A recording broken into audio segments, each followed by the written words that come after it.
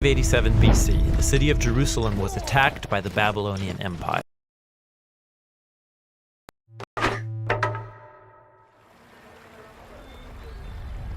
In the year 587 BC, the city of Jerusalem was attacked by the Babylonian Empire. And a year later, the city and the temple were plundered and burned. Thousands of Israelites were taken from their homes and relocated all over ancient Babylon. They became exiles. And so now they're a minority, surrounded by a new culture with new gods. Now, some Israelites chose to resist Babylon by revolting or withdrawing. Others gave in, adopting the Babylonian way of life, accepting new gods as their own.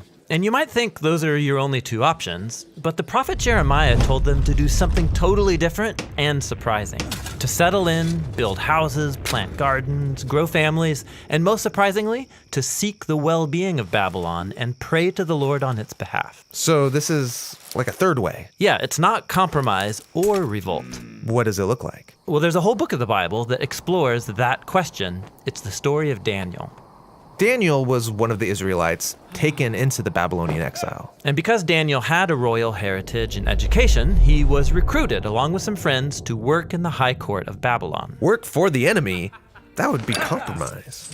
Or they could gain the king's trust, take him down from the inside. That's what you might expect, but instead, they take Jeremiah's advice and choose the third way. They serve the king of Babylon, taking on Babylonian names and even clothing style. So they seek Babylon's well-being.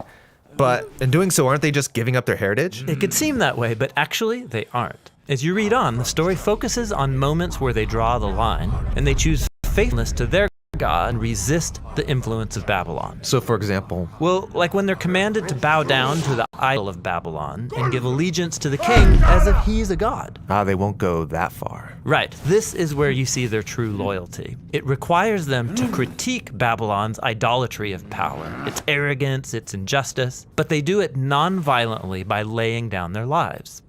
And so God vindicates Daniel and his friends for their faithfulness. So they would serve Babylon, seek its well-being, but their loyalty was always to God. Yeah, this is what Jeremiah was envisioning. The way of the exile is a combination of loyalty and also subversion. So they're still exiles, but don't Daniel and his friends long to go home? Yes. In fact, Daniel believed that God was going to send a ruler to bring down Babylon and create a true kingdom of peace. When did he think this ruler would come? Well, at first he thought within his lifetime, but then he had a dream where he found out that after Babylon would come another oppressive empire, then another, then another. And so Babylon did fall, and Israel did get to go back home, but now they're ruled by Babylon's successors. And so they maintained the mindset of an exile, waiting for their true home to come to them.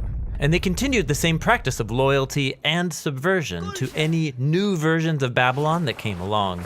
And this leads us to the time of Jesus. The empire of his day was Rome, ruled by Caesar. Now, some Israelites wanted to resist, while others gave in and adopted Roman culture and its gods. But watch Jesus carry on the subversive loyalty of Daniel. Like when he said, it's fine to pay taxes to Caesar, give him back his coins. But then he said, don't mistake Caesar for God. God's the one who deserves your total life and allegiance. So the way of Jesus is this same mix of loyalty and subversion. Yeah, like he taught his followers to love and even bless their enemies. But he also got arrested for speaking out against the corrupt leaders of Jerusalem and Rome. He critiqued their idolatry of power, and it cost him his life.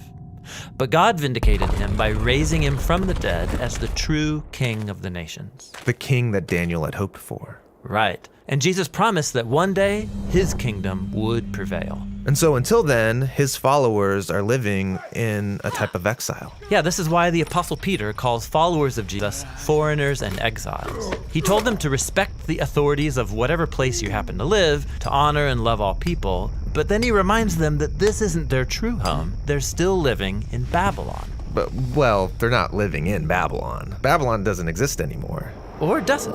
In the Bible, Babylon has become a symbol that describes any human institution that demands allegiance to its idolatrous redefinitions of good and evil. Okay, so we all live and work in Babylon. How do I seek the well-being of Babylon while my allegiance is to someone greater?